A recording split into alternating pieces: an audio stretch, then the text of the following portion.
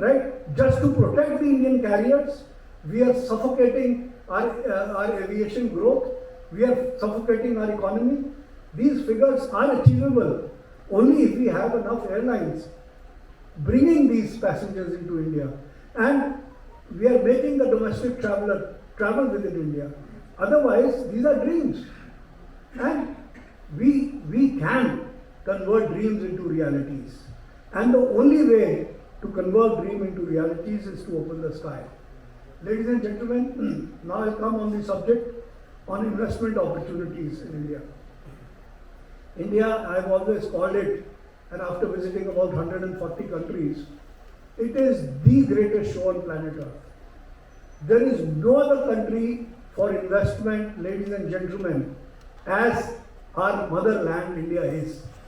We have the 7,500 kilometers of coastline with beautiful virgin beaches, which are unparalleled in the world, and you can, invest in all these beach areas into beautiful world-class hotels.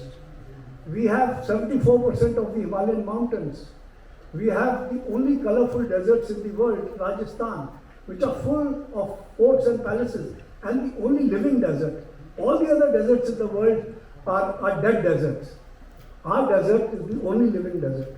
I can go on and on, but I would like to focus on investment. I can talk about the largest mangrove forest. We are the birthplace of four great religions: Hinduism, Buddhism, Sikhism, Jainism. Islam originated in the Middle East. But Sufism, the spiritual side of Islam, flourishes in India. It is the Holy Land. An ordinary nun comes and becomes a saint, Mother Teresa. A memorial is there.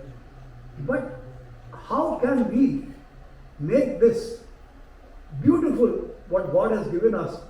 How can we invest? There are 2,400 crores in the budget this year for tourism. But this is not enough.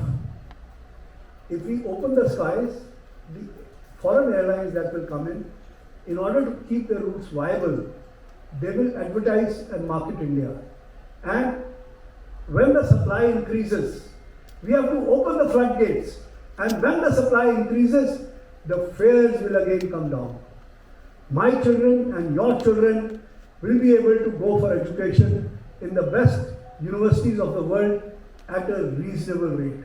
Not for 2 lakhs and 1.5 lakh or 3 lakhs. It is prohibitive. I will be able to see my dying relatives, in an economical airfare. And if the airfares are economical, our airports, where huge investments have been made, billions of dollars of investment have been made, some of the airports are not still viable.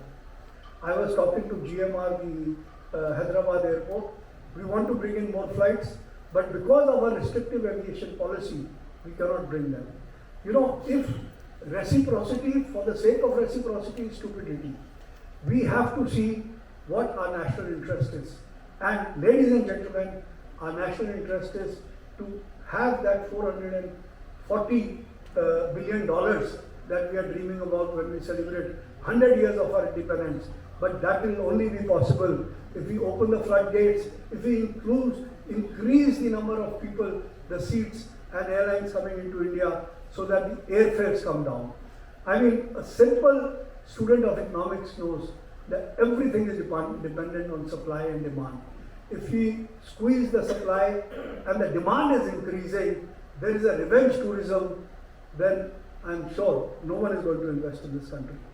And secondly, I've been saying this, and even in my book on poverty eradication and economic development, where I made a case study for creating 100 million jobs. And when I had an interaction with Modi ji when he was Chief Minister, he appreciated that. You see, we can not only create 100 million jobs, we can do much more. The entire economy of the country can change. But if we have to protect Air India and our Indian carriers, Indigo and Goyal and SpiceJet, even then, you see, we cannot have tourism. If we have tourism, then we have to open the skies, like we started e-visa. It took me 20 years, and I'll keep fighting. And I don't care what the Secretary of Tourism or the Minister of Tourism says. I'll keep fighting for this because I am convinced as a student of economics that unless and until we open the floodgates and we allow the foreign tourists to come, all this publicity that we are doing, crores of rupees, our Indian embassies are working, our foreign tourist offices are working, now we have invited, put some prep, all that money is going down the drain.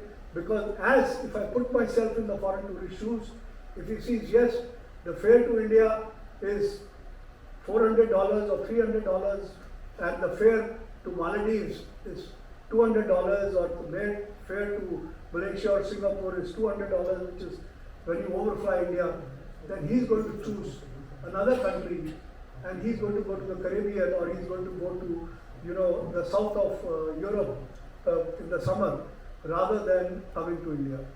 So ladies and gentlemen, even though we are the greatest show on this planet and even though we have huge investment opportunity, and our friend from the Tourism Finance Corporation did mention about certain figures and certain statistics and the need for hotel rooms.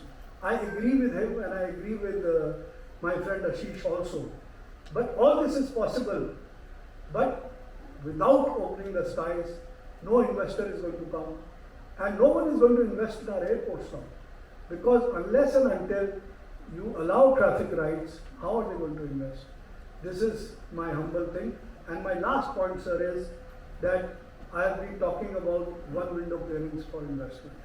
Even today, to open a hotel, you see there are so many licenses that are needed.